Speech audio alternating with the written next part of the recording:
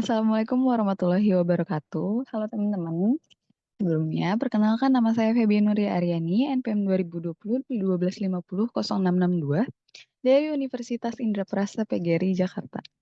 Di sini, saya akan memaparkan hasil ringkasan saya dari jurnal berjudul Etika Birokrasi Al-Ghazali, karya Bapak Uuf Gufron pada tahun 2017. Pertama, etika berasal dari bahasa Yunani ethos yang berarti watak, kesusilaan atau adat.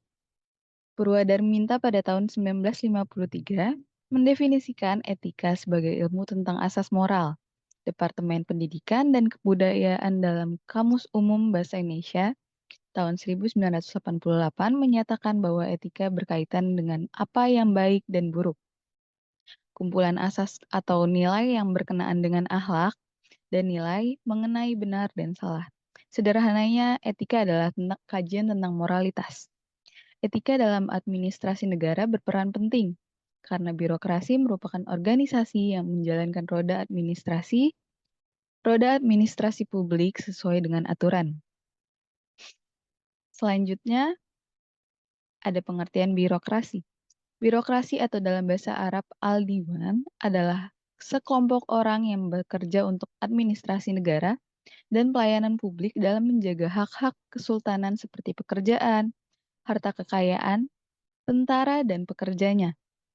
Al-Ghazali menilai birokrasi sangat penting perannya. Maka dari itu, Al-Ghazali membagi kekuasaan negara menjadi 3 lembaga, Majelis Musyawarah, Dewan Mahkamah, dan Dewan Menteri, dengan birokrasi sebagai kelompok kerja di dalamnya. Kepala negara dapat dikenal baik namanya dan semakin tinggi kehormatannya karena peran seorang menteri yang baik, sempurna, dan adil. Wazir atau menteri bertanggung jawab menjalankan program kepala negara. Al-Ghazali menekankan pentingnya komunikasi antara kepala negara, menteri, dan sekretaris untuk menjaga pelaporan yang baik dalam kepemerintahan.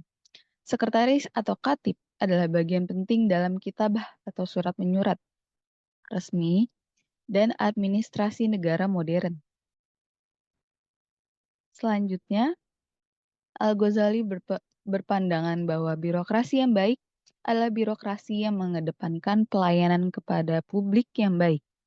Barometer pelayanan yang baik itu bisa tercipta apabila birokrasi tersebut memiliki keterbukaan atau transparansi, atau dalam bahasa Arab al-syafafiyah, efektif atau al-fi'alah, efisien atau al-kafa'ah, kesetaraan atau al-musawah, dan visi ke depan atau himmah al-aliyah.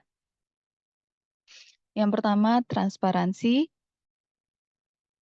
Menurut Al-Ghazali, transparansi tidak hanya terkait dengan informasi dan pelayanan publik, tetapi juga dengan keterbukaan tentang pendapatan keuangan pemerintah. Pendapatan negara haruslah jelas berasal dari sumber yang halal, baik dari masyarakat muslim maupun non-muslim.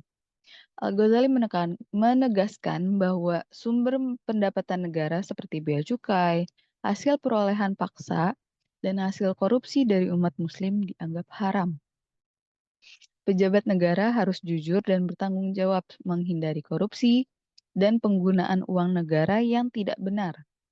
Musyawarah sebelum mengambil keputusan juga harus dilakukan untuk menciptakan kepemimpinan yang jujur dan berintegritas.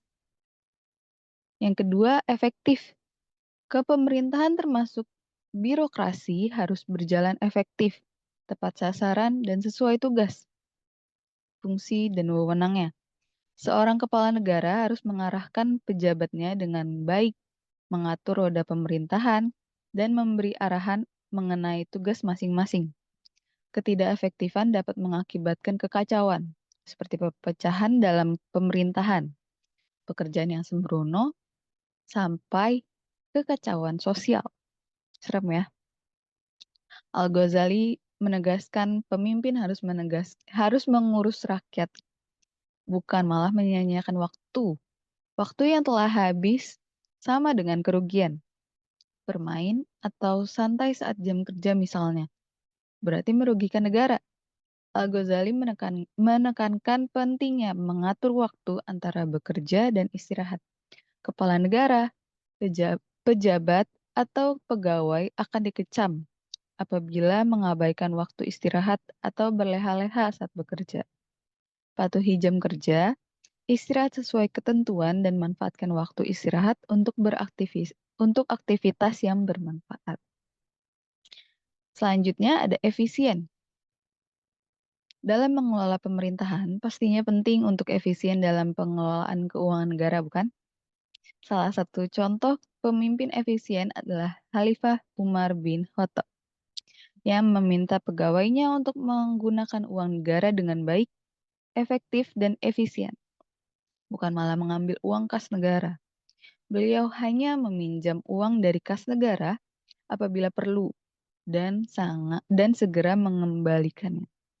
Pemimpin harus menggunakan uang negara dengan bijaksana untuk melayani rakyat, seperti yang ditunjukkan oleh Umar bin Abdul Aziz.